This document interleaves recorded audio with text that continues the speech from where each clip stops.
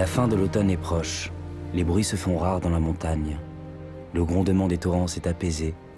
Les promeneurs ont déserté les sentiers.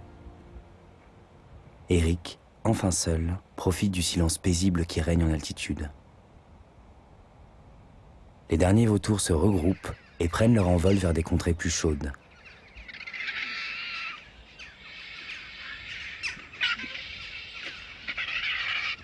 À cette époque de l'année, on entend les bouquetins bien avant de les apercevoir.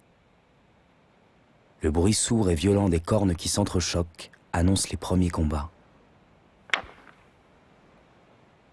La saison des amours bat son plein.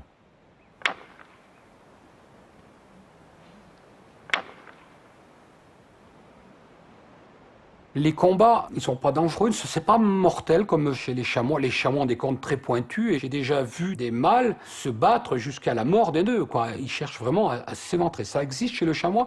Chez le bouquetin, c'est plus spectaculaire encore parce que ils ont des cornes très longues, 1 mètre, et puis ils se cognent vraiment fort. Alors c'est impressionnant, c'est bruyant, c'est violent. Mais pour l'animal lui-même, c'est pas grave, quoi. Ils se font pas mal.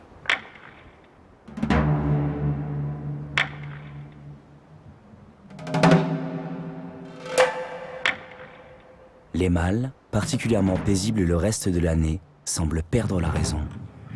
N'importe quel prétexte est bon pour se battre.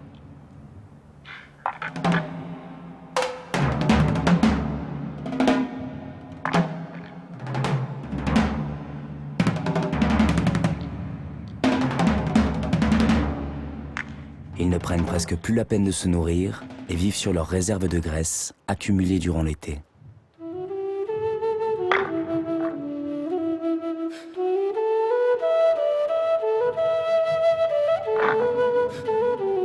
Malgré la violence du combat, c'est bien d'un jeu qu'il s'agit. Un jeu qui n'est jamais dangereux pour les mâles. La palme revient à celui qui démontrera son ascendant sur les autres. D'un œil discret mais attentif, les femelles observent les joutes. Il n'y aura pas de morts, ni même de blessés, mais les plus forts auront la priorité pour se reproduire, perpétuant ainsi une progéniture solide et résistante.